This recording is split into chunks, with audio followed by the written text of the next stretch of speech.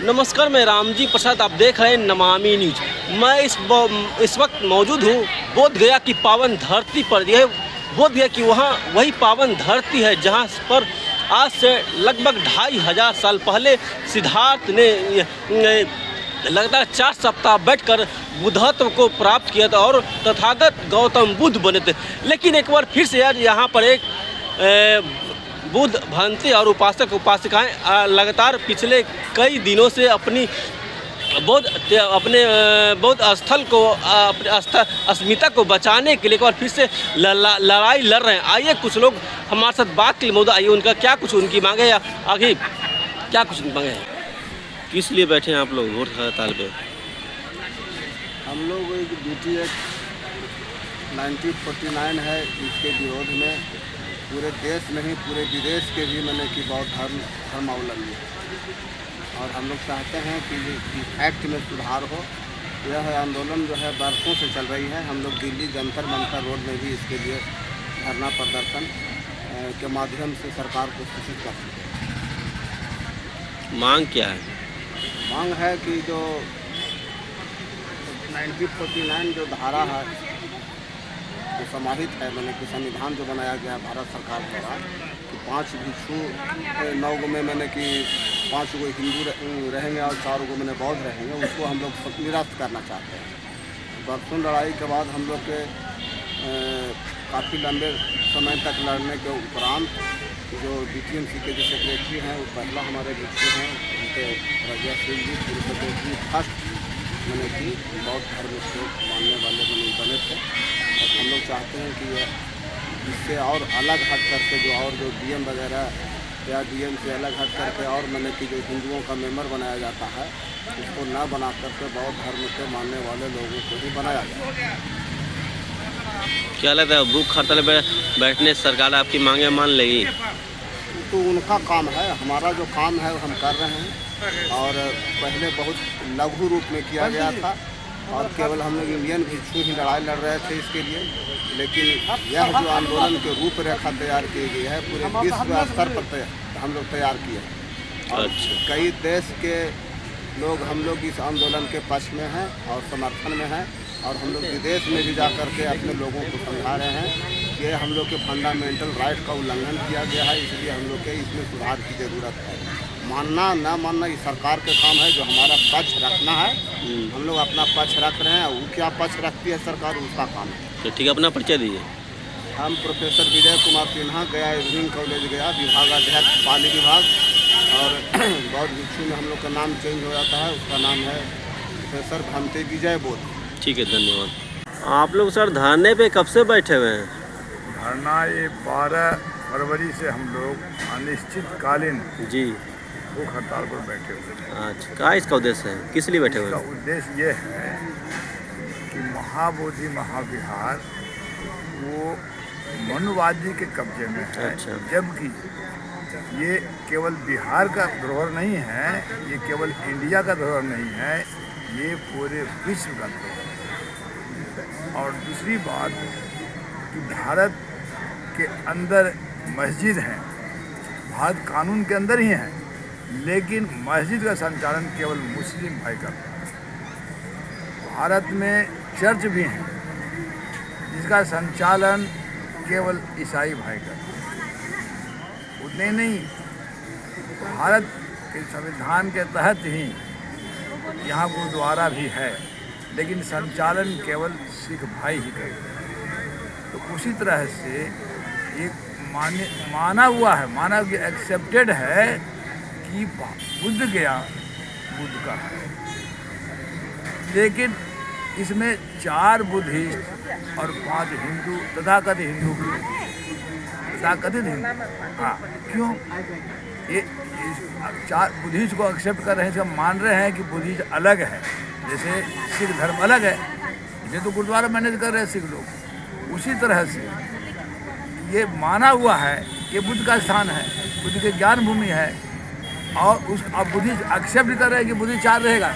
अगर हिंदू का पार्ट होता तो फिर बुद्धिस्ट अलग रखने तो अभी आप बोले कि बोध गया बौद्धों का है, तो यहाँ गैर बौद्ध तो नहीं आते, बौद्धिस्ट तो ही आते हैं। बौद्धिस्ट नहीं आने मना नहीं है, चर्च में कोई भी जा सकता है, गिरजाघर में जाते ही है लोग, गुरुद्वारा में कोई भी जा सकता है, जाना आना मना नहीं है, यहाँ सभी आवे, मुस्लिम भी आते हैं, मना थोड़े। लेकिन मैनेजमेंट की बात, या सिर्फ मैनेजमेंट की बात है, मैनेजमेंट किसके हाथ में होना चाहिए?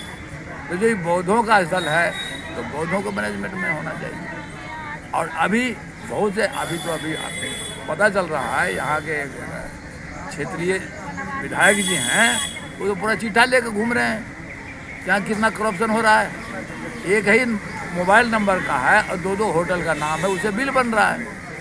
ये घटाला कैसे हो रहा है यहाँ? क्योंकि यहाँ जो भी है बुद्ध के विचारधारा से जुड़े हुए नहीं हैं, इसलिए केवल करप्शन ही करप्शन कर रहे हैं। तो आज़ादी के 76 साल हो गए हैं, इतना देर से आप लोगों को नींद क्यों खुला है? पहले हुआ, ये 1891 से चल रहा है। सबसे पहला आंदोलन तो श्रीलंका के किए थे अनागरिक धम्मपाल, उनका बुद्ध विहार भी यहाँ पर है, उनका मूर्ति भी लगा हुआ है। पहला लड़ाई वही लड़े थे हैं उसमें, और अंग्रेज आज़ादी के पहले लड़ाई चल रही थी। हाँ, तो वो उस समय टेम्प्रेरी सेटलमेंट हुआ कि ठीक है, इसके बाद में हम लोग देख लेंगे, पहले हम देश का स्थिति ठीक नहीं है इसलिए।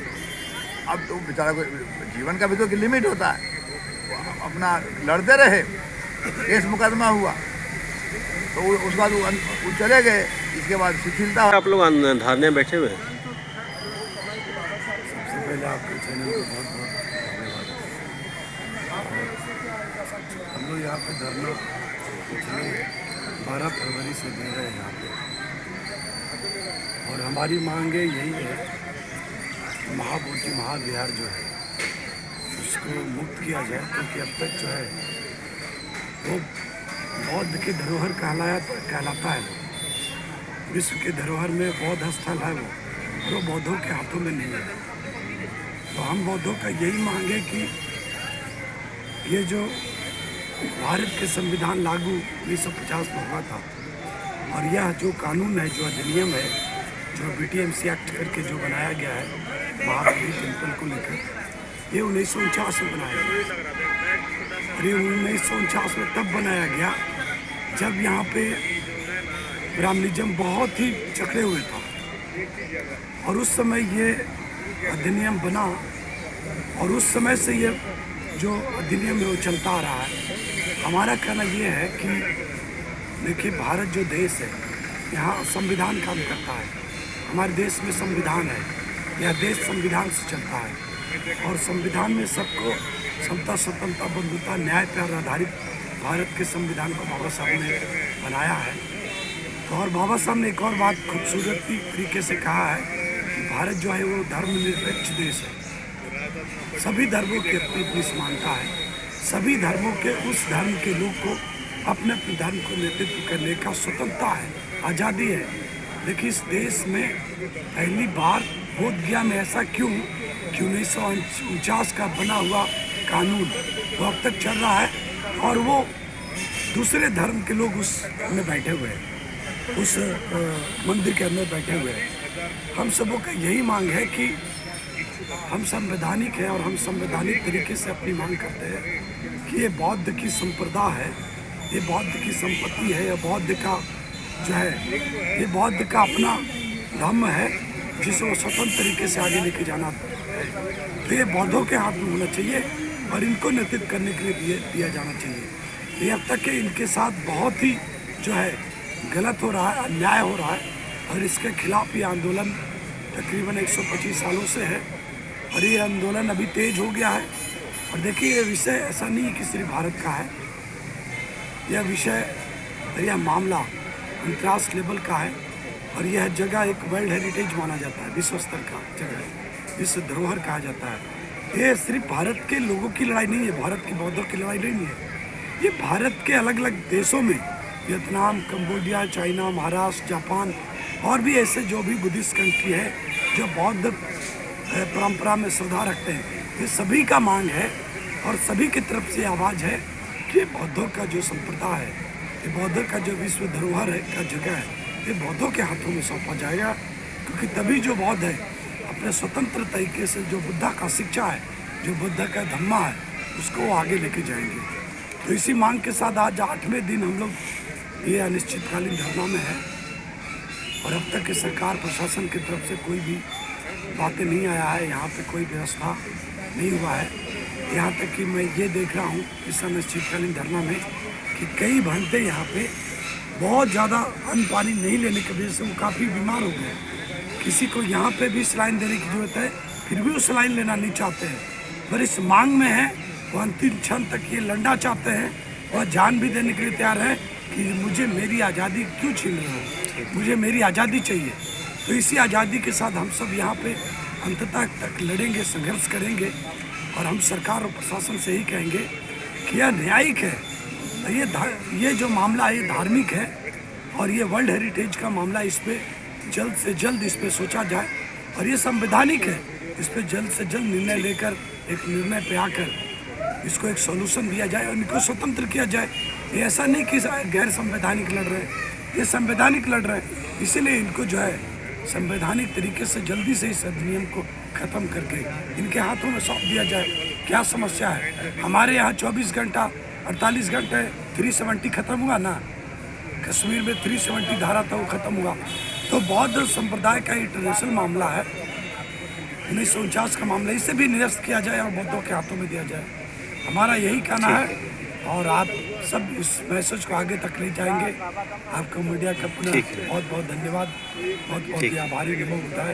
अपना परिचय दीजिए। मैं ऑल इंडिया बुद्धिस्ट फोरम का वाइस प्रेसिडेंट हूँ, बली कुमार नाम है मेरा। ठीक है, धन्यवाद, थैंक यू।